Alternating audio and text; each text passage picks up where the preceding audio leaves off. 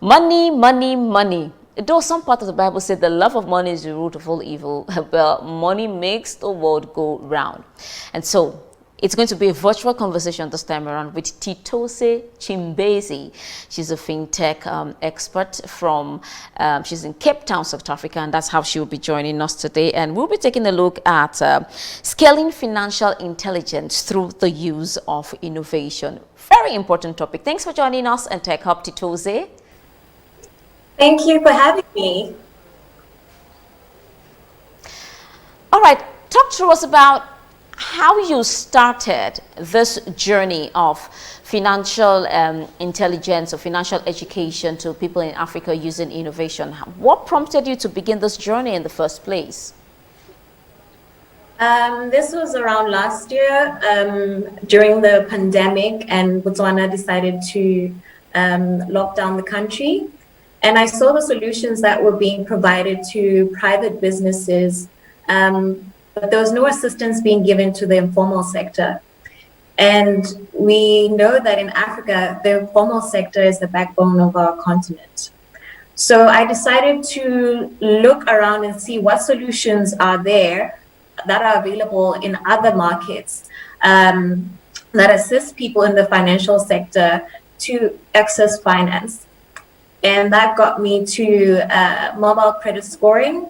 And then I saw how to go a step further and improve the solution by combining it with financial literacy as well.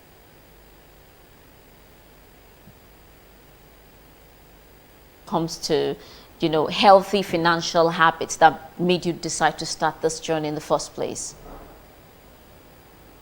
Could you please repeat that question? Talk to us about some of the unhealthy financial habits that you've seen in some Africans that made you decide, you know what, can I start a financial intelligence platform in Africa? Definitely. So one of the reasons I sought to enter this space is because with the current solutions I saw, there was no avenue to teach the informal sector on financial literacy, in the sense that this was a market segment that had no access to finance, to credit before. And then all of a sudden, you know, with mobile money, you get access to credit. And that's kind of like winning a lottery and having no plans of how you're going to use that money or how you're going to pay back. So with simple key messages of how you can save, of running your business, of just small daily reminders of using your money wisely, were just the beginning steps of increasing people's financial literacy, of them knowing how to increase the credit score, to improve their chances of accessing credit, and also on how we can better cross-sell products to the users as well. How has the response been so far, encouraging or otherwise? The response really has been in beta stage. We haven't really completely launched our product, still at the very early ages. So it would be too early to really give a clear picture on the response of the product itself. Talk about the challenges that you might face when it comes to using technology to proliferate the issue of financial intelligence in the region where you are, the Southern African region where you are. Here in Nigeria, we have very, very huge challenges that we face, from broadband penetration to cost of data to government response and the rest of them. So from your region, what challenges do you foresee presently or in the future that might hamper the growth of financial intelligence where you are?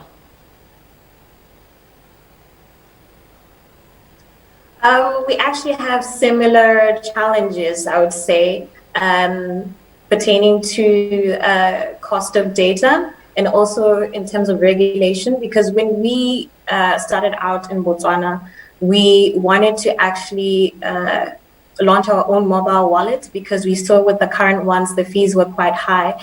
And our motto, our vision really is to provide affordable financial services to the informal sector.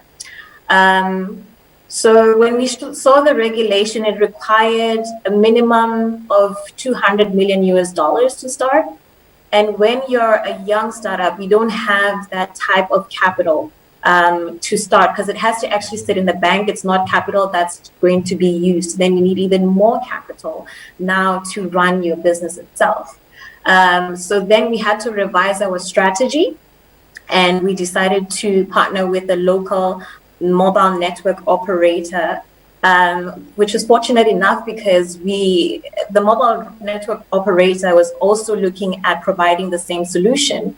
And so we sought to see what skills do we both have, combine them, and then we can make a better solution for the people.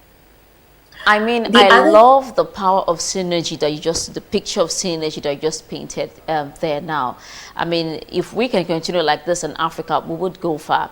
So what are your hopes for the future when it comes to financial intelligence and fintech in Africa?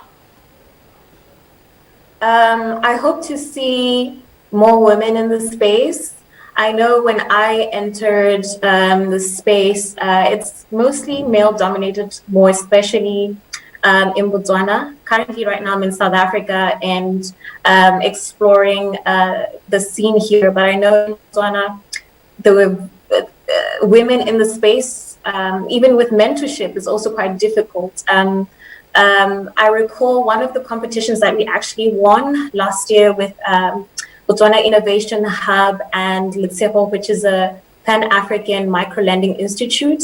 I was the only female that participated in the whole competition and won. So I hoped that my story from that time inspired more women to enter the space, because we can actually provide a service, and we're all just as equally talented. So I'd really like to see more women in the space, because even for some time, I also wanted to seek a female mentor, but there wasn't one available. It was mostly of the opposite sex, which I don't mind, but then there's some issues that we faced as women in the space, and it'd be really nice to relate to someone who can understand. Besides the gender issue, I would just say, and I hope more women will be able to, penetrate the sector as well and thrive as much as possible. Thanks so much for joining us, Titose Chimbezi, all the way from South Cape Town, South Africa, and she's been talking to us about scaling financial intelligence through innovation. Good luck to you, Titose. Thank you.